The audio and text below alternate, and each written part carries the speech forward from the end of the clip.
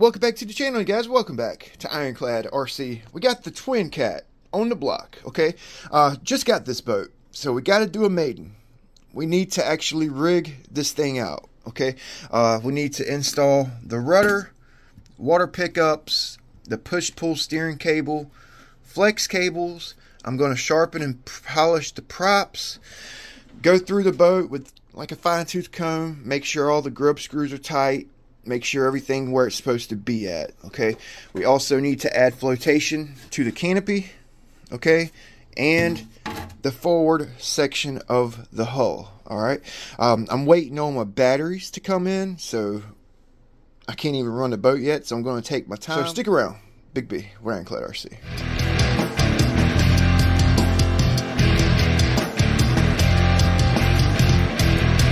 I'm going to go ahead and do the props first, okay?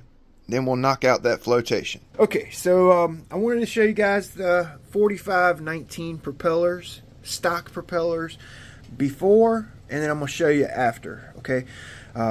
Pay close attention to the leading edge right here, where my dirty fingernails at. I've been painting. See how blunt it is, okay? Very blunt.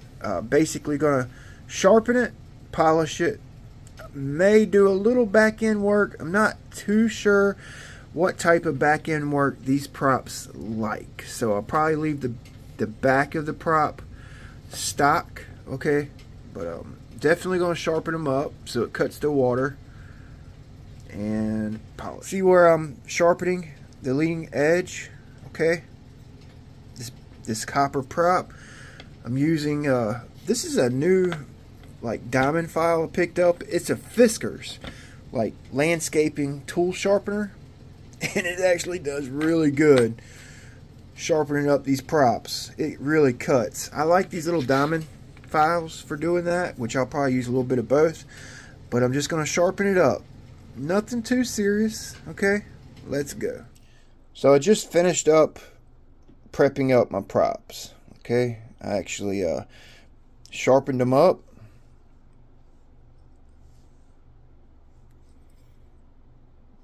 I didn't go too thin with them. I didn't like thin the blades out because these are copper, and copper is like a soft material, and I don't want to like bend the leading edge of these props.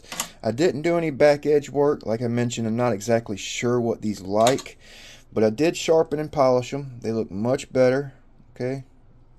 They could be better, but I got them perfectly balanced, and that's really what counts. Okay, so we've got our left-hand rotating propeller here. We need to make sure that that propeller is on the correct rotating cable. Okay, so what I like to do, and I mean I know which one's which, but I still do this just to make sure, is get just a common RC boat flex cable. Out of any single motor boat, basically, they all turn left hand. Make sure it's a left hand rotating cable. Compare the wraps of that cable to the cable for your twin. Okay, you guys see which way this is wrapped. See that cable's matching. Got the left hand rotating prop on the matching cable. Same with the right hand prop with the matching cable. Now I'm not too sure which direction these are supposed to spin, so we'll probably end up spinning both directions, okay? I think, if I'm not mistaken, they spin inward, okay? So what you want to do is get your Dremel with a grinding wheel or a grinder or whatever you use, and bevel the end of the cable. Okay, bevel that end of the cable. I've already done it. I'm actually going to do it again because these Teflon liners fit really tight on the cable, and if you leave the end of this like squared off, boxed off, when you push this in, it's going to rip your Teflon liner. Okay, so let's go ahead and do that.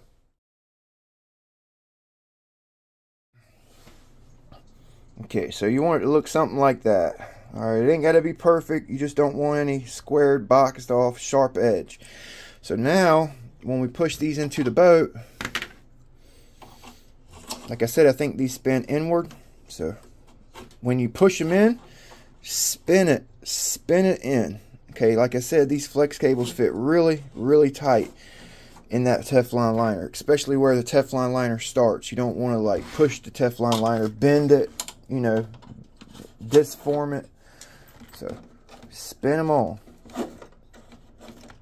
Okay, so I'm editing this into the video. I've actually spooled the motors up, zeroed out my servo, and found that the motors spin outward. Okay, which is what I would like to run.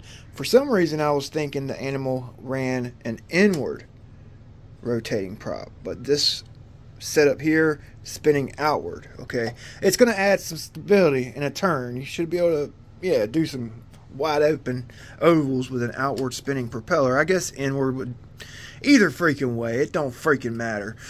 On a monohull it does matter, trust me. Don't ask me how I know. But we're going to spin them outward. Before I put the foam in, I've got some carbon Kevlar, carbon fiber, long stringy hairs that I'm shoving up into the tunnel right here. Okay, before I put all my foam in. Okay, also doing the very tips. Okay, so I just finished up my carbon fiber seam reinforcement on the tunnel and the tip. Okay, I'm gonna try to turn the camera on with the light and see if I can get you guys in there. But I mean, it only took me about an hour. It's kind of messy. You know, like up here, it's not like perfect, and I used about probably 55-60 grams. I did let's see, 25 grams of epoxy here, and then I mixed up 32 grams. So what is that, 55 or something like that? I don't know. Anyway, plus the carbon fiber. I also used some carbon Kevlar, what I had left. So let's see if you guys can see.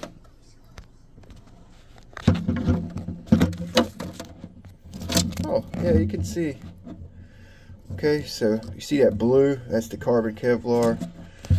Alright, and up in the tip, you guys see up in the tip. Oh, it's kind of messy. I wish I would have used this camera while it was still freaking wet and I was working it. That would have been way easier to see in there. But it actually turned out pretty good, you know. This is probably an unnecessary step if you're just going to be kind of like running the boat, kind of light bashing under 100 miles an hour. If you're going to be trying for 100, I recommend trying to bulletproof your boat as much as you can. Even though it's carbon fiber, it comes basically bulletproof. But you could split the seam, split the tunnel on any boat. It don't matter. It don't matter. So this is the nicest boat I own, period. Okay, and I want to try to keep it that way. So trying to take the proper precautions to prolong the life of my boat. I have a lot of viewers wanting me to do speed runs, high speed runs. I want to do some high speed runs with it. And like I said, this is my first twin, like large scale twin cat, and it's going to be a learning process. So I'm trying to take some precautions. I actually have a piece of carbon fiber cut for right here, but I don't think I'm going to do it right now. Kind of ready to get it on the water. And yeah, I'm going to put a piece right here. Boom, in that corner on both sides, just like right there, you know. Back here, I think it's going to be okay. Like in the back, it seems ironclad back here. You know, but we'll see. We'll see how tough it is. So, so this foam right here, it's really buoyant, and I like this foam. The bad thing about this foam, when you get it wet, water sticks to it, like, and kind of stays on it for a while. It's hard to dry.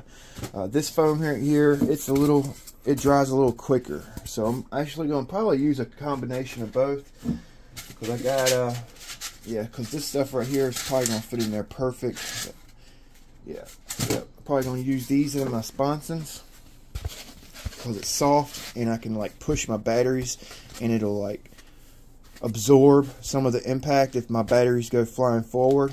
Alright, so I'm gonna go ahead and get this cut, and I'll kind of fast forward through it.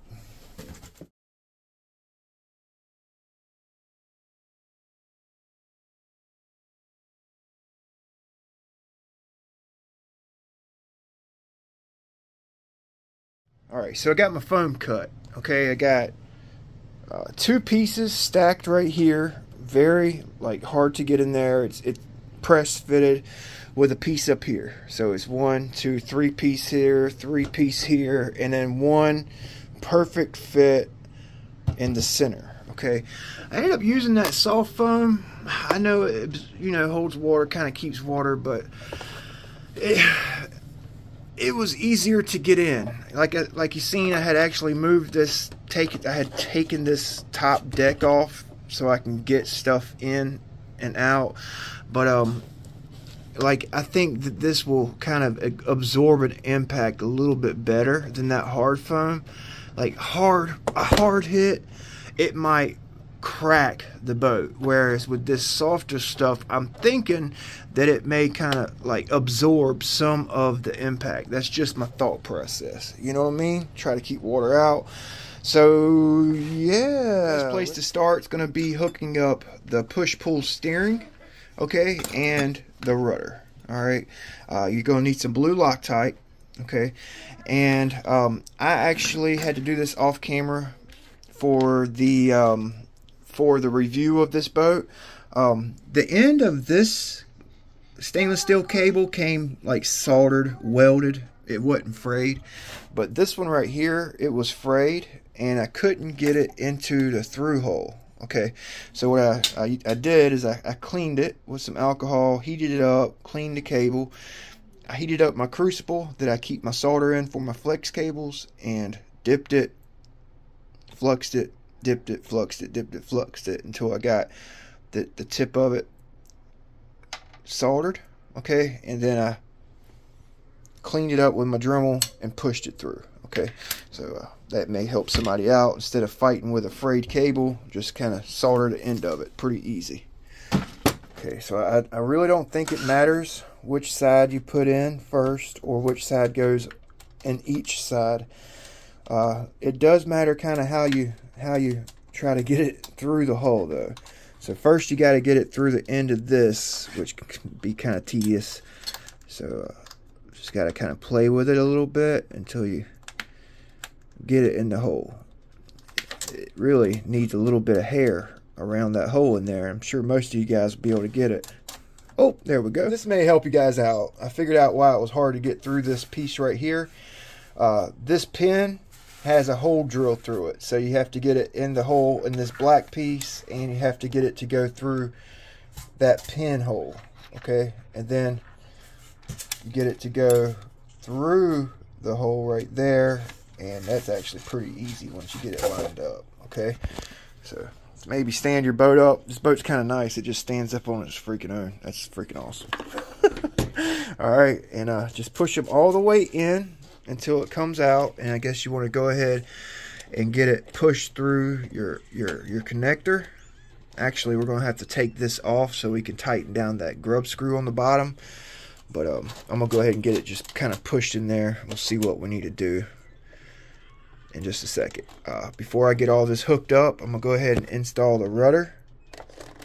Okay, so the rudder, let's go ahead and break these screws loose because they're running short screws. You see how it's barely in contact with that rubber in the lock screw. So we're going to go ahead and put some Loctite on this one, and I want to take that blade off, see if I can make this thing kick up. I doubt it because it looks like that pin. We'll see. Let's do it. Let's see. All right, so I'm using the included hex driver here to take all this apart. Just really going to break these nuts loose on the rod ends, put a little Loctite on there, and just go ahead and put it back together. Pretty simple. Okay. This is just little things that you got to do so nothing comes loose while you're running your boat. I tend to have pretty good maidens, you know. I have been in a hurry to get my boat on the water, and you know, had like a grub screw come loose or something that I overlooked. But 9 times out of 10, I really like take my time when I set up a boat, you know. Even recording, because I got, I got 1,000 people watching me. You know, 500, well, 15,000 subscribers, almost 15,000 subscribers. So I try to go through my boats with a fine-tooth comb, you know. Even then, I miss stuff, you know. So this hex driver is pretty nice. The bits could have been a little bit thicker, you know. They're a little loose fitting in the grub screw, which is kind of a bummer, but hell, it works, as you can see. You know, if you got like a really tight grub screw that had that needed heat put on it or something, this guy right here is not going to work that great for it. But just a general purpose hex driver, it works good. So I think if we put a breakaway in this one, oh, let's see. Yep. So if we put a breakaway, or even I need to order some brass screws. That would be better. Hit something, boom, it'll kick up. You know what I'm saying? Yeah. Or we could notch. Just cut a little slit right here, and have that go down. Tighten this one up. Tighten this one all the way up. And then that slit will enable this thing to kick up. You know what I'm saying? Tough decision there. That's a tough one. For the time being, just for the sake of this video, we're just going to go ahead and run it with without the kick up protection. Probably going to regret it. So you guys see that Loctite on this screw? I'm taking these off as well. Okay. Putting blue Loctite on pretty much every screw on this whole boat. I'm gonna go through the whole boat. Don't look like they had any Loctite on anything, so we're gonna ironclad it out. Okay, don't want to lose none of these little screws. Just a pain in the butt tracking one down, you know. All right, so let's take this guy right here off. This is the grub screw that holds your pin in, and I'm probably gonna have to get a different hex for this, because this little, it works. Okay, so let's go ahead, put some Loctite on this grub screw. This shaft right here, this pin, it's keyed, so you got to make sure you get this grub screw seated on that key. Okay, whenever I'm putting a little grub screw in like this, I like to go back and forth a couple times, you know. Get that Loctite in there, because that's an important part. I lost the whole rudder blade on my twin cat, my little twin cat, because this screw, well, I couldn't tighten it up. There was a piece of metal on the inside that prevented me from getting it completely tight, so I lost it. I lost the blade. Oh, it was actually a pretty expensive little rudder. Okay, so we got that keyway, drop it straight down. Probably gonna, okay, so I know it dropped in, and I know my grub screw went into that keyway because I had cinched it down onto the pin, and I would have only had like a half a turn to go to cinch it all the way down if it was on the pin. I know it went into keyway because I had about 5 or 6 turns. So I know I got it on the keyway. Okay, out here. So channel 2. Then we're going to put our servo on channel 2. Okay, and I don't have batteries for this boat yet. Oh man, I don't even have connectors on this thing yet. Dang, I need to go ahead and do that. I got QS8s coming. I have a Z 120C 5200 coming. I have a 6200 90C CNHL coming, and both of those sets of batteries have EC5s on them. But I have QS8s coming for this boat, but I don't have any QS8s right now. So I think I'm just going to go ahead and solder up some EC5s just for the time being, and I'll change it out to QS8s once I get my package in. Just for the video's sake, I just cut the EC8 connector off and plugged in positive and negative. Okay, just for the sake of the video, just so I really I just needed it so I can zero out my servo. Okay, so before you hook up your rudder linkage or your easy connector there, just make sure it's zeroed out. Okay, make sure the trim zeroed out. Okay, so we got power, so you don't need to disconnect anything. You just hook up the JST. Okay, just how they have it. All right.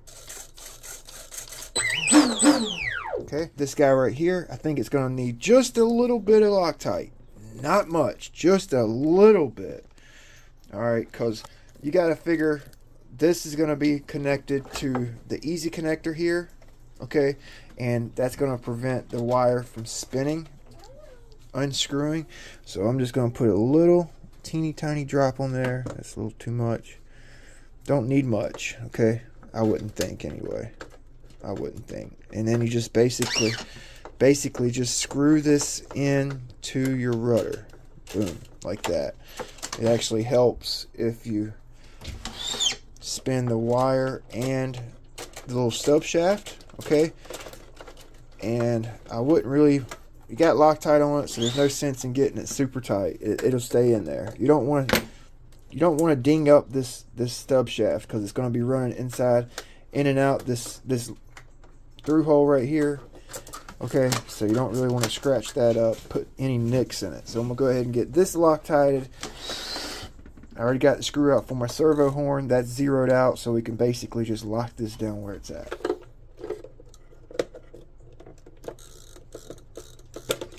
Okay, pop your servo horn loose, and I would imagine you want to try to get these as tight as possible, you know. So before we get it tight, let's go ahead and put some Loctite on these grub screws.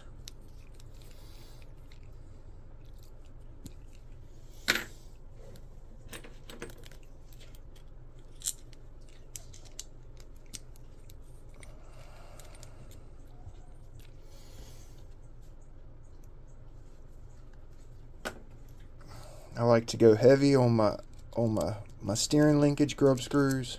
I always have, and I always will. Okay, go heavy with it. Might as well. You ain't got to worry about it working itself loose in a turn and hit somebody, hit something, crash the boat, run into the ground, hit a rock. Might as well just go heavy with it while you can. Okay, save you the trouble. Hell, I've even put Loctite in the connector, so Loctite actually grabs onto the wire or the cable.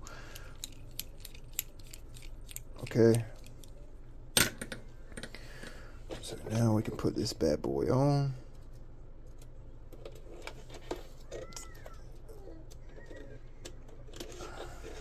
All right, like right there. So I guess I'm gonna basically gonna hold my wire where it's supposed to be at, I guess. Okay, hold it where it's supposed to be at, and then tighten that grub screw down. Might have to do it a couple times till you get it right.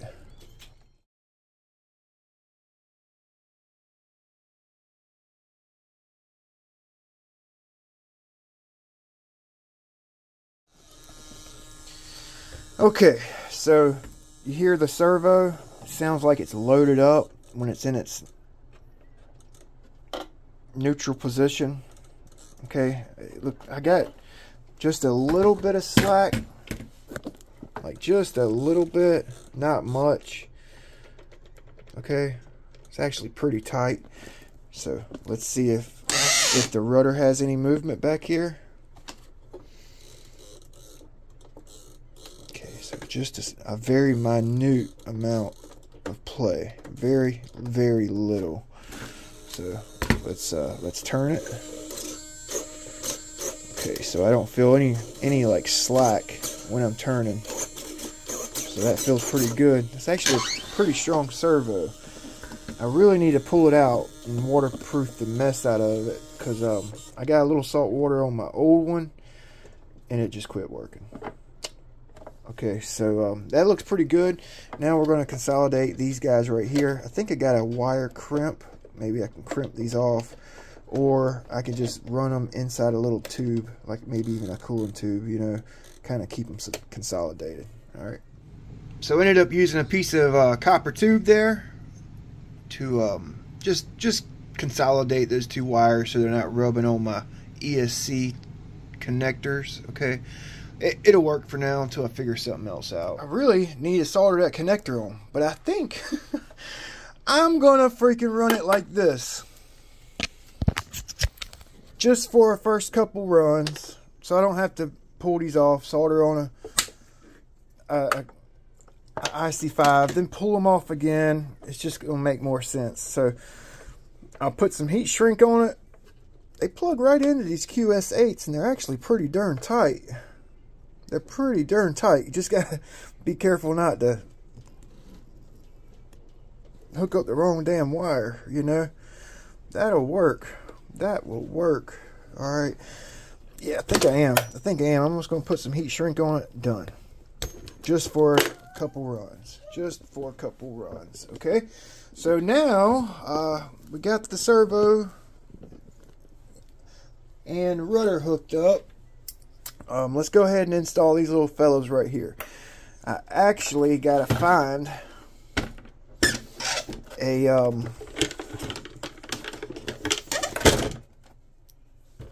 yeah, this is the only set of packs I have right now that I feel comfortable running in the boat. They're really big, but they'll work. They're 4S. They're 4S packs. They're freaking huge. Barely even fit in here.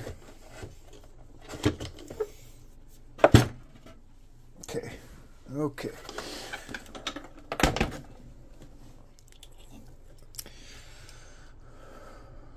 So we got to hook up our water cooling. Okay, this is actually a very important part. Okay, so they basically go in these posts right here. Make sure you guys are in picture. They go in the post. Okay, and then you just kind of spin them a little bit and get them set into the cooling line. Okay, pretty simple. All right, make sure you use Loctite on the grub screw. Okay, because these back out. These things back out and go deeper into the water. It's going to create a lot of drag. Depending on which props you're running, you could definitely burn something up with these things dragging into the water too much. Okay, so it's very important that you use Loctite on these.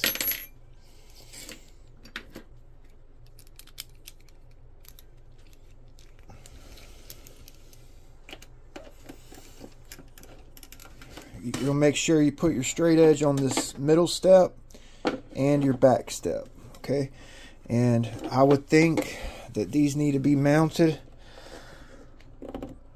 so they're about a couple millimeters higher than the ride surface or in line with the ride surface. Okay, so that's too deep. That's too deep in my opinion. You guys see that? It's about a millimeter deeper than the ride surface. That's too deep. Alright, so I'm going to have to... Hell, I might have to cut it. I don't know. I think he's got a through hole going through here. So we may actually have to cut this. Grind some of it down. I don't know. Let me pop this cable tie off of here and see. Okay, so we're going to have to grind these down.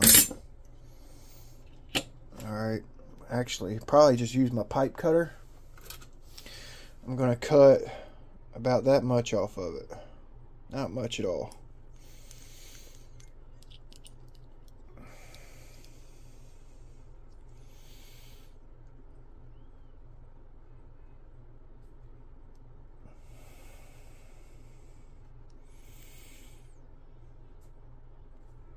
Can you guys see that cutting wheel in there?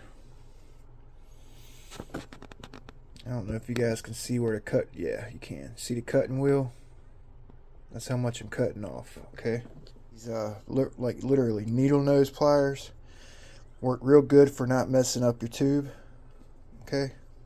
I'll use this guy right here to clean this end of this tube off with. This thing's really, it's really nice. It's a tube cleaner. D. Burr. Mark Gambino sent this to me and I like it a lot. I use it almost every day. Almost every day I use this thing. It does a pretty good job at cleaning up tube. Alright, so let's reinsert this. And put our ruler on that middle step on the back. Okay, so that's where I want to run mine at. Okay, about a millimeter higher. If it picks up plenty of water there, I'll go even higher. You know what I'm saying? So I'm going to go ahead and cut this other one the same. I always, and I mean always, save those little cutoffs of brass tube. Especially those little pieces of cut off, they come in handy so often. I don't even know where that one went. I'm about to find it. Here it is. I save all of these, okay? I save them. I've got a whole pile of them in one of my boxes. I always save them. They come in handy, man. Alright, so this is probably unnecessary, but I'm going to change out this cooling line. I like the black one for this little short run. I think the blue looks out of place. So this is just personal preference. Okay. I'm actually going to cut it just a little bit longer than this piece because I cut these guys right here short, so I want it to fit real tight in between the post and the bottom of the hull. Alright, so I got my black cooling line cut. I'm going to put some zip ties on it. Probably do that off camera. Just wanted to show you where I'm going to run my pickups. Start off with about 1.5 millimeters, 2 millimeters higher than the ride surface. If it needs to go down, we'll go down with it, okay? I would rather it pick up a little bit of water, just enough to cool everything down, than have them dragging the water, creating drag, okay? So I'm just going to put a couple zip ties on there. Now I'm actually going to go ahead and take this screw right here out on both of my out drives. That one right there. There's not a nut back in it, so I'm going to go ahead and Loctite that bad boy, both of them, okay?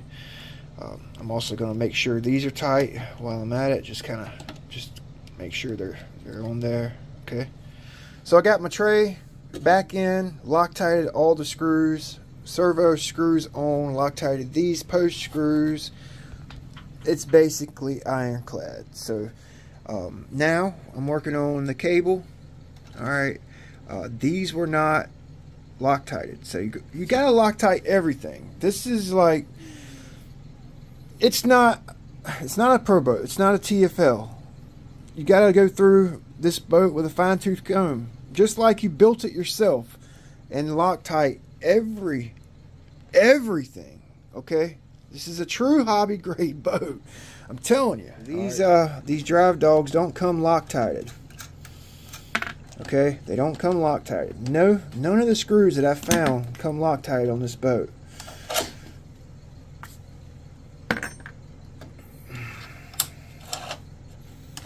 Alright, so the drive dogs need to be Loctited on. Okay, and what I like to do is I like to put a little Loctite. That's a lot of Loctite, but I like to put it on my drive shaft. Why not? My stub shaft. Why not? The drive dog ain't supposed to move. Okay.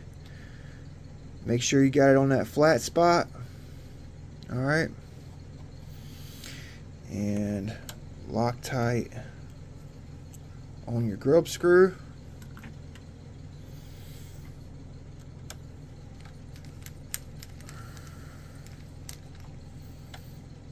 Okay, get it good and tight. I'm actually going to get this T9 star bit.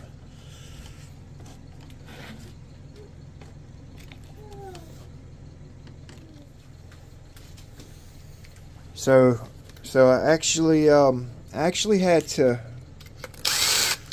sand this shaft. These props or any other prop, none of my props would fit on this shaft yesterday. Alright, it's real tight. See how it bottoms out right there? Okay, so if that happens, all you gotta do is nothing. It's just it's normal. Just get you some sandpaper, put your flex cable on the drill, and I've already got a little spot right there where I've done it. Don't really want to sand the threads, just the shaft.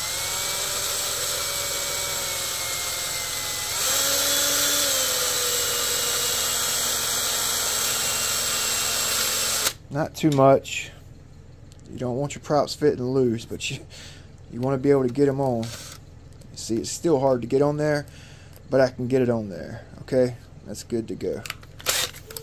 That prop actually looked pretty good. Turned out pretty good. Yes sir, yes sir. We'll take it, we'll take it. Alright, and bullet nuts, always Loctite a bullet nut on. Use heat to get it off. Loctite bullet nuts on your shaft. Don't take no chances losing a prop. Blue Loctite. Everything. I'm telling you. Pretty much everything on this boat needed Loctite. Every nut and bolt. I didn't find any nuts and bolts on this boat that were Loctited. So I almost want to pull my motors and just double check those grub screws on the couplers, because you definitely don't want that grub screw backing out at 50,000 RPM, 70 mile an hour, and it get hung up on that coupler protector. Jeez. All right, so now you guys know, gotta Loctite your bullet nut. All right. No gloves. Alright, nothing. Just grab a hold of it and go. Okay, so I usually just squirt some of this wheel bearing grease in there. Not much. Okay. Put some on the cable. Don't glob it on there, because it'll all get pushed out when you push the cable in there. So this is going to be the first time we spool this bad boy up with the cable, so it may sound a little funky at first until they get like worked in, you know. This is Big B's concoction right here. This is just some, yeah, this is my special concoction. All right, and I like to put it, you know, work that grease in there the best I can. No, nothing scientific here, just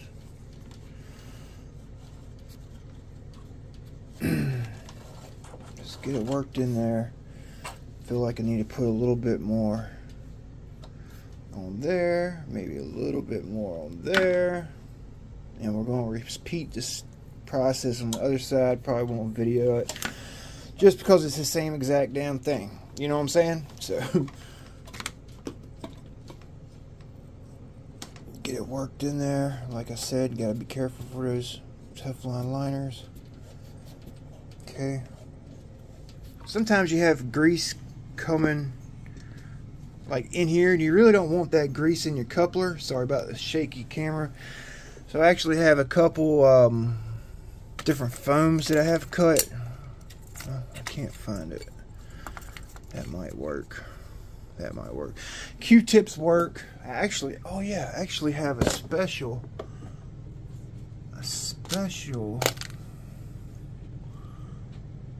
Yeah, this is it. Okay. So I just put this. It's just a piece of carbon fiber that I cut. It's actually made for my Dominator, because my coupler goes farther back into the coupler protector. So I usually just use this to stop the grease from going into my coupler.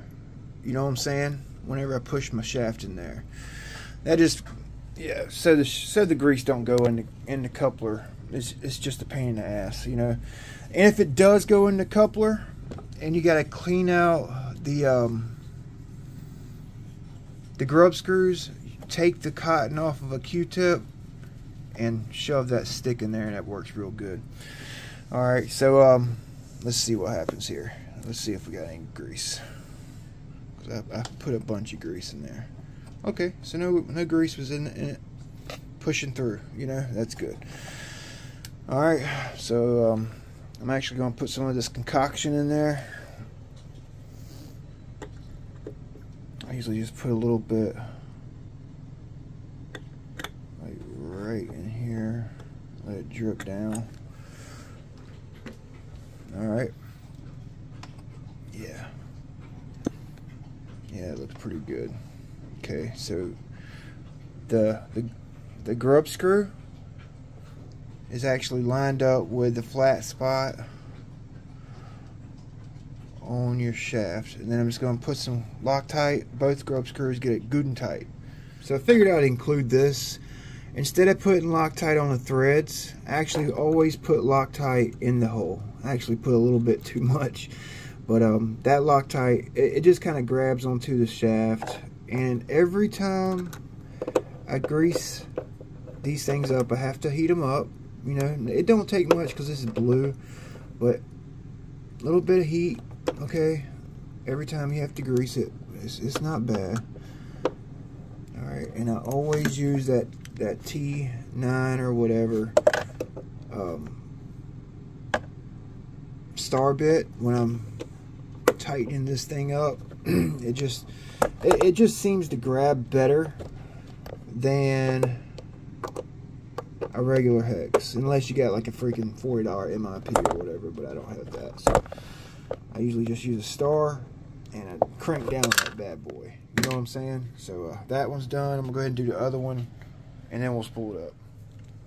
Probably one of the most important parts right here. And we're not gonna tune the boat on the bench today. I'm gonna run this boat out the box tune. Okay, just see where it's at. Probably should start somewhere neutral and work our way down with our outdrives here. But almost want to not put this in there and put a regular screw in there with a cap head. Oh, I think I might. Never mind. I'll do it next time I tune this boat. Okay. Next time I put this together, I'm actually going to put a cap head. What is that? 2mm screw in there. Okay.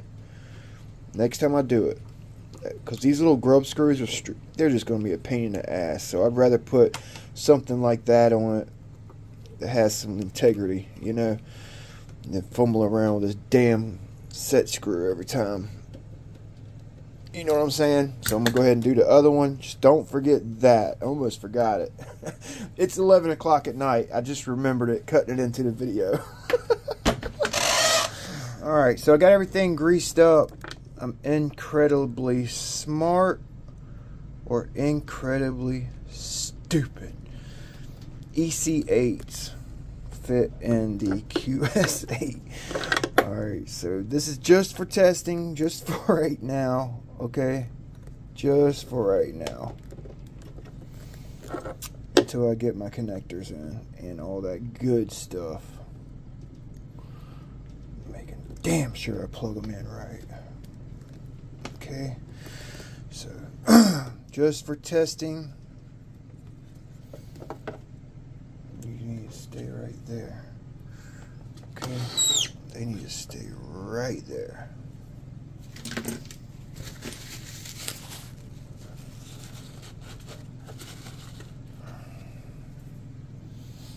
Carbon fiber will ground out a connector, just so you guys know. Okay, so I don't want these things to touch carbon fiber. This is just for testing. Sorry the video is so damn long, man. I figure a boat this nice and large, it deserved a full freaking build. You know what I'm saying? If you're still here, and you are awesome. Alright, got this thing all binded up. Probably need to set endpoints and all that good stuff. We're just gonna 3, 2, 1, let's power this bad boy on. Okay. First time I've had it plugged in with the cables greased and everything. It's ready to go. Okay.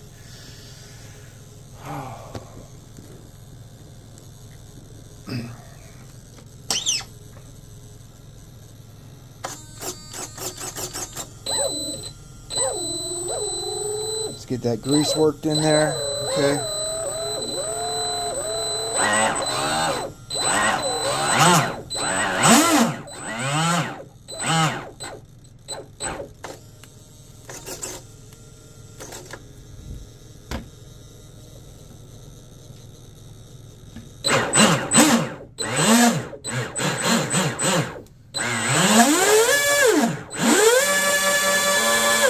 Humming, boy, humming. Yeah, baby. That's only 4S. Alright, that sounds nice. That sounds nice.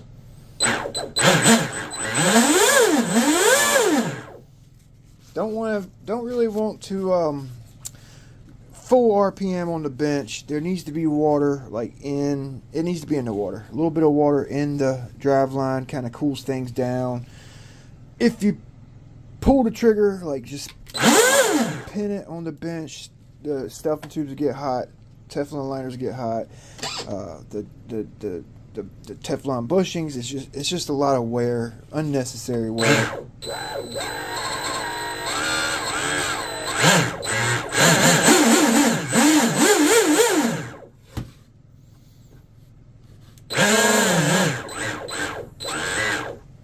So it sounds like this prop right here might not be quite balanced. I mean, I had it balanced, but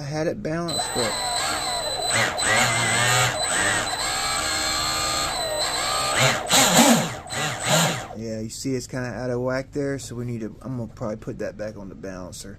Sometimes you'll get a true balance. I mean, it'll be like pretty much true, and on the boat it might not act right, and you might have to put it back on there and work on it. You know what I'm saying? You know what I mean? Beast.